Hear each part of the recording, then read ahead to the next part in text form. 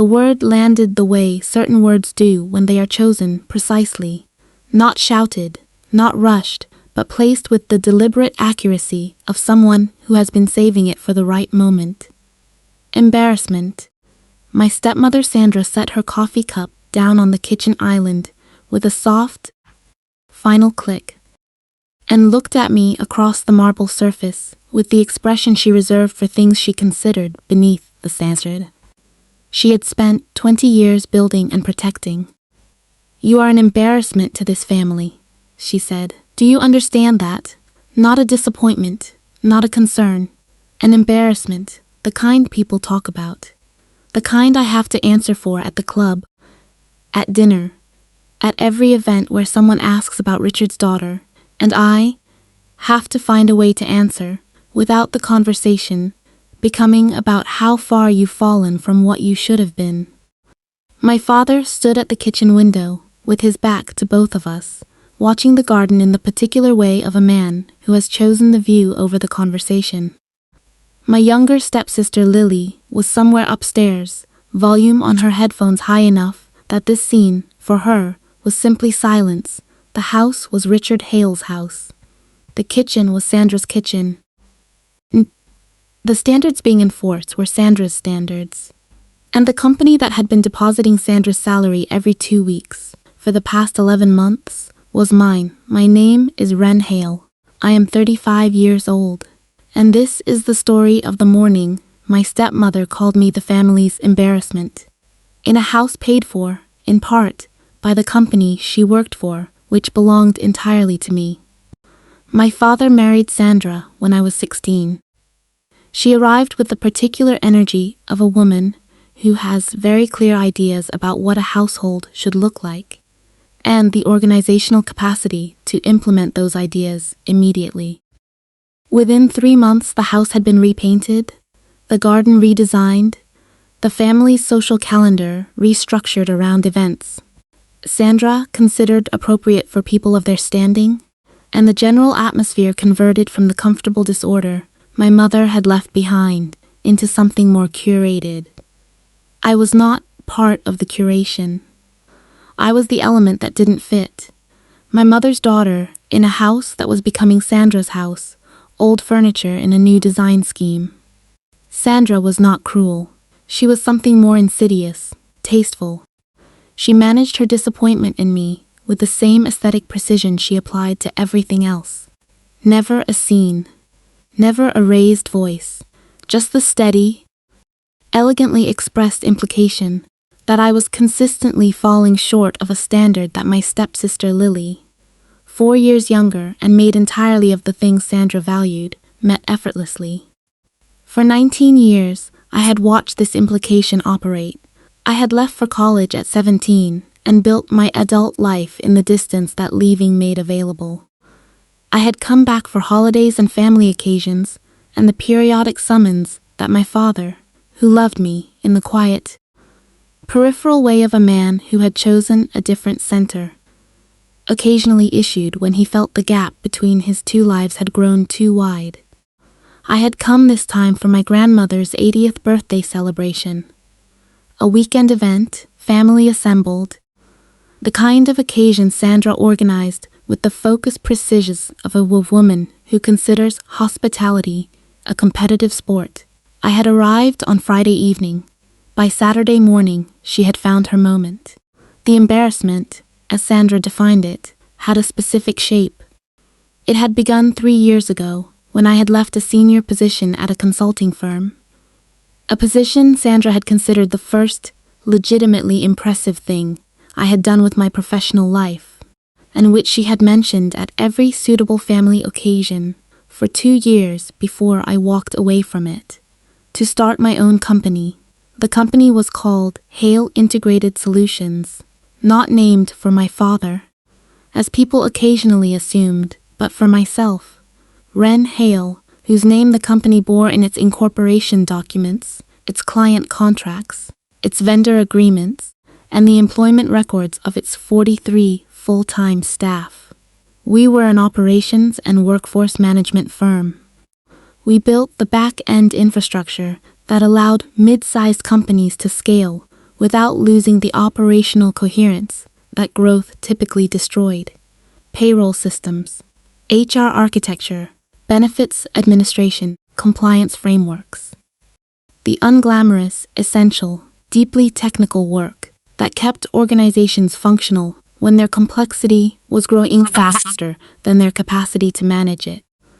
It was not the kind of work that produced impressive answers to cocktail party questions. It did not have a simple label. It could not be summarized in one sentence in a way that landed correctly at Sandra's club, or at Sandra's dinner parties, or at the events where people asked about Richard's daughter.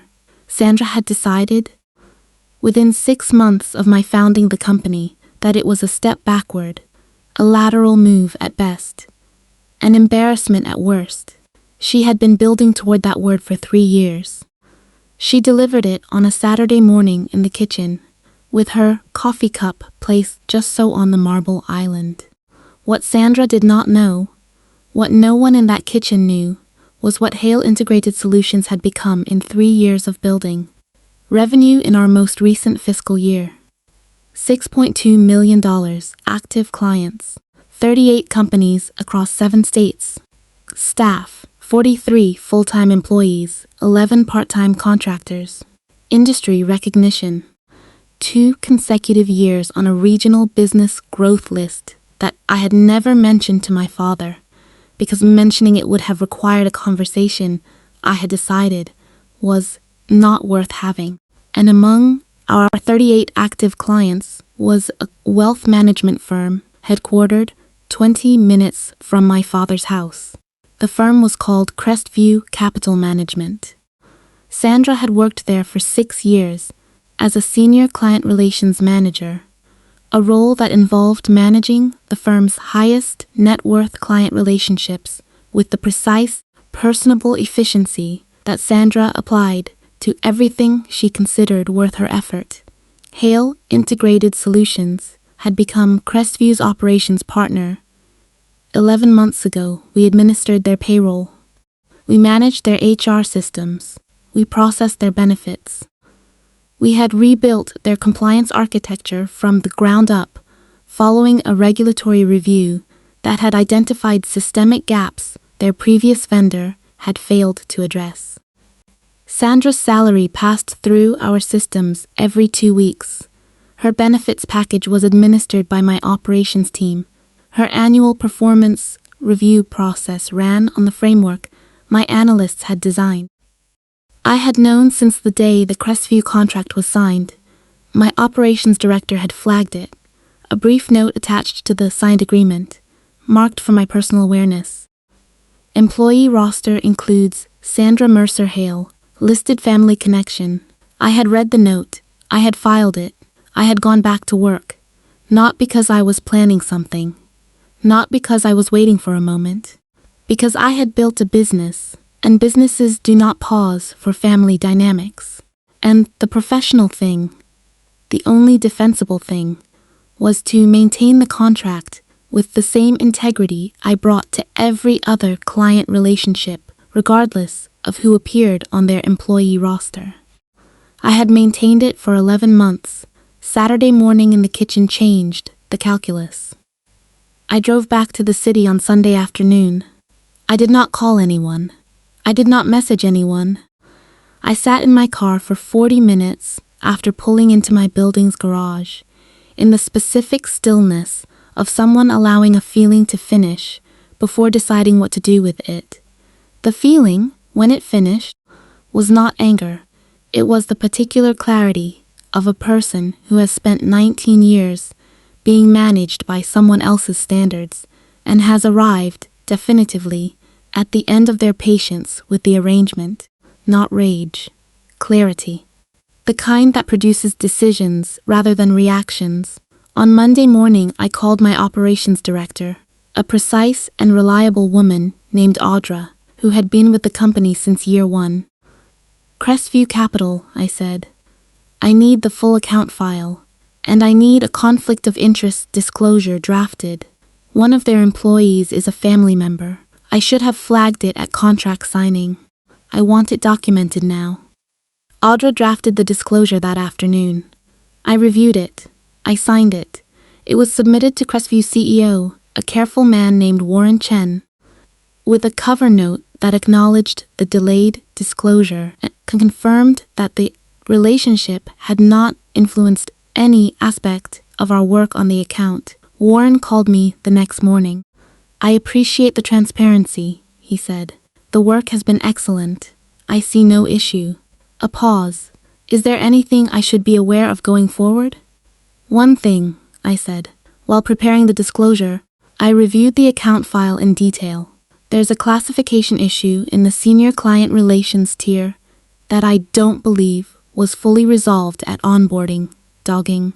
What kind of issue? Scope versus classification mismatch, I said.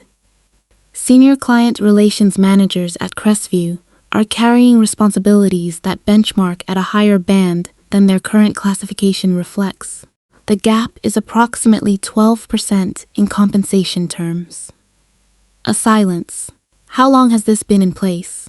Predates our contract, I said. But we should have caught it at audit. That's on us. I'd like to run a full reclassification review for the tier and bring it current. Warren agreed immediately. The review took 4 days. The findings confirmed the gap across all 6 senior CRM positions, including Sandra's. I submitted the reclassification recommendation. Warren approved it the same day. The adjusted classifications and compensation corrections were processed in the following payroll cycle. Sandra's bi-weekly deposit increased by 12%. She received a formal notification from Crestview HR the following Friday, informing her of the reclassification and the compensation adjustment, and citing, in the standard language of our documentation, the operational audit conducted by Hale Integrated Solutions. My company. My name. Sandra called my father that evening. My father called me the following morning at 7:43, which told me he had been awake for some time before deciding to make the call. Sandra got a letter yesterday, he said. His voice had the quality of a man navigating unfamiliar terrain very carefully. I know, I said. The pause that followed was longer than most pauses in conversations with my father. Hale Integrated Solutions, he said. That's your company. Yes. You process her paychecks. We administer Crestview's HR and payroll operations, yes. Sandra is one of their employees. For how long? 11 months. Another pause. And you never said anything, he said. It's a client relationship, I said. The professional standard is to keep it separate. She got a raise, he said. A reclassification correction, I said. Her role scope warranted a higher band. The error predated our contract, but we should have caught it at audit. We corrected it. Wren, his voice shifted. Something moved in it, not the careful neutral register he used when he was managing the space between Sandra and me, but something more direct. More personal. Saturday morning. What she said to you. I remember it, I said. I didn't. He stopped. Started again. I stood at the window. I know, I said. I should have turned around. I held the phone and looked out my office window at the city moving through its Monday morning, and I felt something I had not felt in a conversation with my father in a very long time. He was looking at something he usually chose not to look at. Yes, I said. You should have. I know, he said. I've been standing at that window for a long time, Wren. I think I've known that. You have, I said. So have I. A silence that was different from the silences that usually occupied our calls. Not managed, not diplomatic, but something that had put down its performance and was simply present. The company, he said. Tell me about it. Really tell me. I told him, all of it. The revenue, the clients, the staff, the methodology, the 2 years on the growth list I had never mentioned. The work we were doing that I had spent 3 years not explaining because the explanations hadn't been received. He listened, without interjection, without the polite half-attention I had come to expect. When I finished, he was quiet. 43 people, he said finally. Yes, You're responsible for 43 people. And their families, I said, in the way that running a company makes you responsible. A long pause. I didn't know, he said. You didn't ask, I said, quietly, not as accusation, as the plain, accurate description of what had happened between us for 3 years. I know, he said. I'm asking now. I want to understand what you've built. Okay, I said. Then let's talk. Sandra called me 3 days after my father. I had not expected her to call.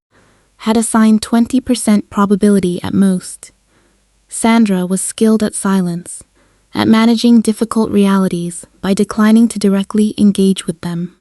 A letter arriving at her office with my company name on it was a reality she could have chosen to manage that way. She called on a Wednesday evening. I've been trying to work out what to say, she said, when I answered. No preamble. The composed precision she usually operated with was present, but carrying something underneath it I had not heard before. Wait. Take the time you need, I said. Hale Integrated Solutions, she said. 6 years I've been at Crestview. 11 months your company has been there, and I had no idea. Yes, you corrected a pay error, she said. After what I said to you, on Saturday. I corrected an error for 6 employees in the senior CRM tier, I said. You were one of them. After Saturday, she repeated. I did not confirm or deny the timing. The timeline was what it was. Sandra, I said. I need to ask you something. Okay. The embarrassment, I said. The club. The dinner parties. The events where people ask about Richard's daughter. I paused, keeping my voice level. Has my actual work, what I do, what I've built, ever been part of that conversation? Or has the conversation always been about what you imagine I should have built instead? A silence. The second one, she said finally. Yes, I said. That's what I thought. Another silence. I don't know what you've built, she said. I've been describing something I invented. Something that fit the story I had about you. Yes, that was wrong, she said. Not the managed acknowledgement of a woman doing what a situation required. Something plainer. It was wrong, Wren, the word I used on Saturday. The years before it. Wrong. I sat at my desk in the office I had built with the revenue of the company that had been paying her salary for 11 months. And I felt the specific complicated feeling of receiving an apology you have stopped actively needing and have now, unexpectedly, been given. It did not erase 19 years. No apology would. But it was real. It was direct. It was Sandra without her architecture, which was the closest Sandra had ever come to seeing me as I actually was. I hear you, I said. Is there anything I can do? She said. I thought about the kitchen. The coffee cup placed just so. The word delivered with decorative precision. My father's back at the window. 19 years of being curated out of a household story. Know what you're talking about before you talk about it, I said. That's all. Know what you're talking about. A pause. I can do that, she said. Good, I said. Start from here. My grandmother's 80th birthday celebration was held on Sunday afternoon. I stayed for it, partly because my grandmother was 80 and had asked specifically that I come and specifically that I stay, and my grandmother's requests were among the few I had always honored without calculation, partly because I had decided, in the 2 days between Sandra's call and Sunday, that leaving early was a choice I had been making for 19 years, and it was time to try a different one. The celebration was what Sandra organized events always were. Precise, beautiful, correctly catered. Exactly right, in all the ways that could be planned for, and quietly imperfect in the ways that could not. My grandmother held my hand for most of the afternoon. She was 80 and sharp, and had the particular clarity of a woman who has spent a long life watching people miss what was in front of them, and has developed strong opinions about it. At one point, seated beside me while the younger cousins ran through the garden, and the adults circulated with their champagne, she leaned close and said quietly, She called and told me what she said to you on Saturday. Sandra called you? She was upset, my grandmother said. Not at you, at herself. That's new. I looked at my grandmother. You've known about the company, I said. It wasn't a question. She smiled. Your father showed me the growth list article. 2 years ago. He was proud, Wren. He just didn't know how to say it in a room where saying it felt complicated. It shouldn't have been complicated, I said. No, she said. It shouldn't have. A lot of things in this family shouldn't have been what they were. She squeezed my hand, but here we are, 80 years old, and still figuring out how to do better. She looked at me. Are you going to let them try? I looked across the garden at my father, who had sought me out twice already that afternoon with the specific, slightly overcorrected attentiveness of a man making up for a long absence. At Sandra, who had greeted me that morning without her usual managed warmth and replaced it with something more uncertain and more real. Yes, I said. I think I am. My grandmother nodded. Good, she said. Life is too short for people to keep standing at windows. Hale Integrated Solutions closed its 4th fiscal year with 41 active clients. 3 of them came through referrals from Crestview Capital's CEO, Warren Chen, who had described our work in terms I kept in a file I opened occasionally when the building felt hard.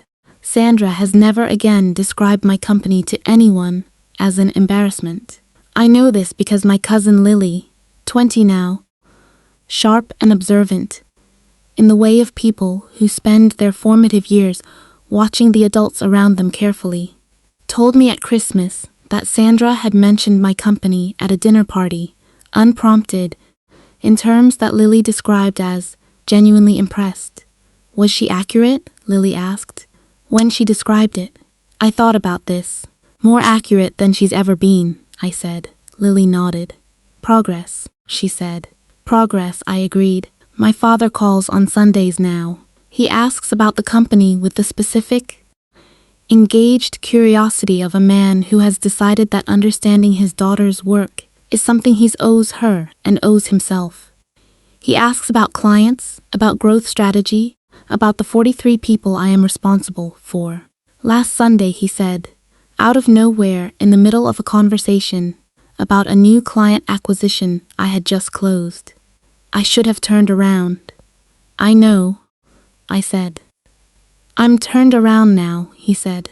I looked out the window of my apartment, the apartment I owned in the city I had built something real in, on a Sunday morning that was ordinary in all the ways that matter.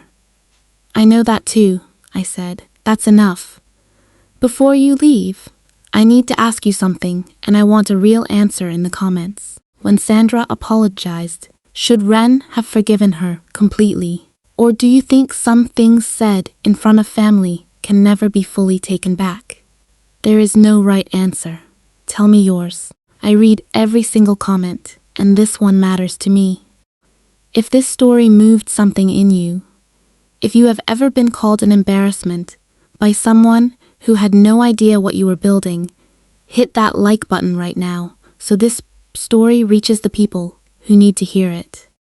Share this with someone who is being dismissed by the wrong people for the right reasons.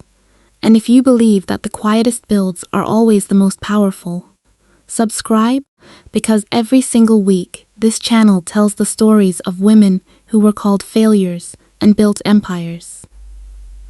You do not want to miss what is coming next week. Your first month on Audible is completely free.